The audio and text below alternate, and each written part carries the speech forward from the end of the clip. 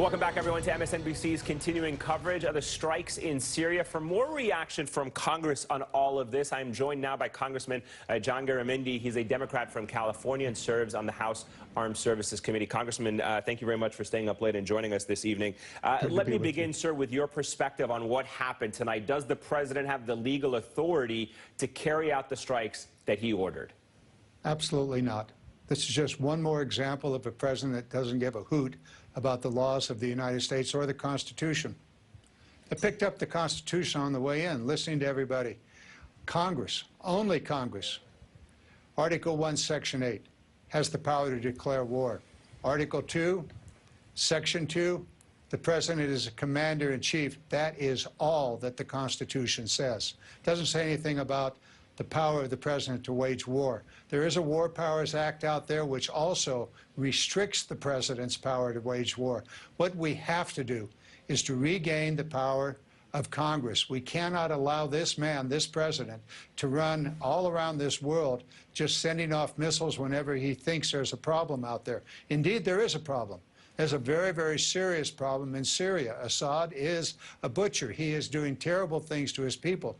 But launching missiles isn't going to solve that problem. We need a coherent, strong strategy, a smart strategy through time to deal with Syria. We certainly have never seen that out of this administration.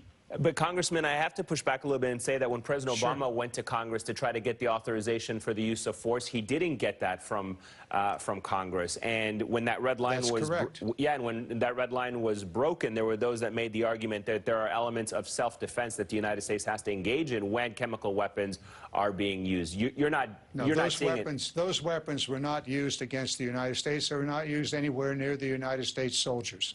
It's quite a different situation. In fact, those chlorine has been used there 9 times over the last several months. Right. But the fact of the matter is here, back in 2013, we did challenge President Obama on his authority to strike on that red line. So what happened was a diplomatic program put together with multiple countries, including Russia, and the chemical weapons and all of the precursors were removed from Syria. Now, that was the authority, under the authority of the United Nations. In subsequent years, obviously, Syria has rebuilt its chemical warfare operations.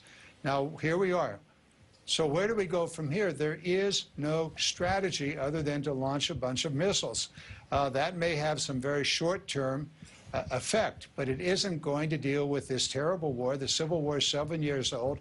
We're looking at a situation where you have Iran, Turkey, the United States, Russia, Syria, Israel, and other countries, basically the Gulf states, all involved in this thing. What are the consequences going to be here? Have they been thought out? It appears not. We had just 30 hours ago, Secretary Mattis and General Dunford before the Armed Services Committee. I was there throughout the entire hearing, and he said he would come back to us with a full explanation of both the strategy and would also consult with Congress before anything was done.